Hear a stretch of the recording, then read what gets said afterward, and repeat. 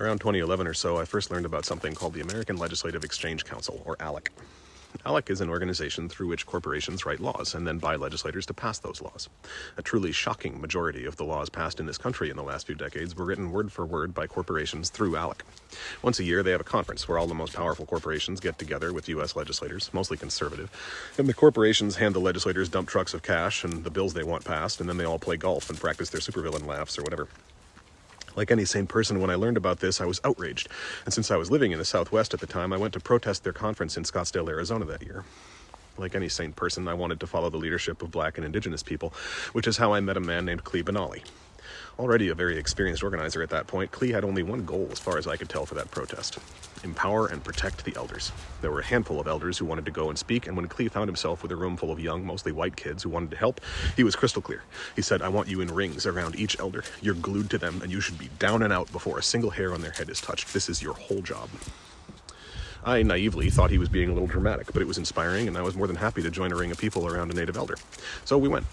There were maybe a few thousand of us gathered in front of a line of riot cops who were defending this huge gold-plated country club full of senators and oil executives. Immediately, the elders started yelling and chanting and praying. There were only a handful of them scattered through the crowd, but they were tangibly the backbone of the entire event. You could feel the energy building from them and the momentum growing. The riot cops could feel it too. And all of a sudden, even though we were a few rows back from the front and nothing was happening other than these elders praying and yelling, groups of riot cops broke ranks to send little packs through the crowd, beelining for the elders. They batoned and pepper sprayed any of us in their way, but they didn't even break stride. They went straight for the elders and began point-blank pepper spraying and beating them as they prayed and sang. They did this because they could also tell where the strength and power of this community was. The elder I was protecting wasn't one of those targeted, so my mettle wasn't tested that day. But I don't think I or most of the other people there were prepared at all for the horrible violence that the police immediately unleashed. Many elders were hospitalized. I heard later that one died from the wounds he suffered. And watching riot cops target and kill peaceful native elders who were protesting the fact that corporations were writing laws had a huge impact on me.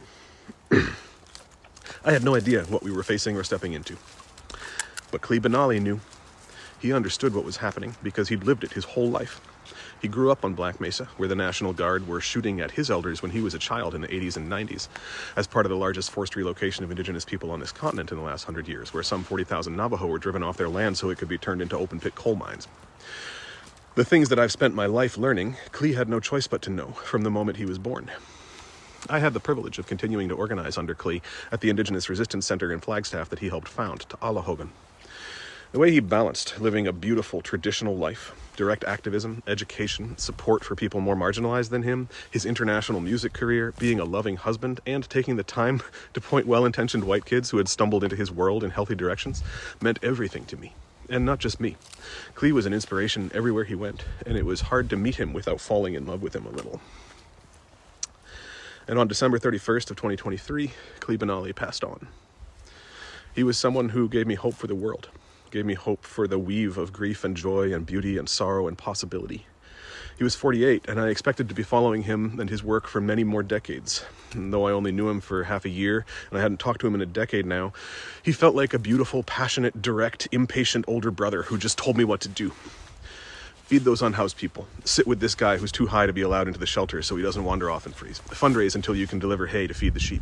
Go there. Protect those elders. This is what your life and your body are for. You should be unconscious by the time the elder behind you takes harm. Okay, Clee, I understand. My heart's been breaking. I've been crying and praying for him and his community. It's not my place to speak about what Clee meant to other people, but it's well worth the time to go read the comments from people in his community about what an inspiration and point of pride he was. If you have any tradition of respecting or honoring the dead, Clee is a human worth honoring. A month before he died, he finished 2 new works. The first is a book called No Spiritual Surrender, which I'm looking forward to reading. The other is a board game called Burn the Fort, a game of indigenous resistance. Buying either of those is a good way to support his work and get to know him. You can also donate directly to his family and organizing community for his funeral costs and general support during this time at the link in the description of this video. My heart is breaking, and it's for the weave of the grief of Clee's community is feeling, along with the grief of everyone in power today. While Clee was unique, the U.S. and Israel have now killed some 30,000 Clee Benalis in Every one of them was just as unique and strong and beautiful a human as Clea Benally. So the shockwaves of grief and loss that are rippling out from Clea's passing are weaving together with 30,000 other shockwaves of grief and loss and trauma, just as real and individual and tragic. These are people, not numbers. And the US is funding the brutal murder of hundreds more every day. So tomorrow, I hope to see every single one of you in DC.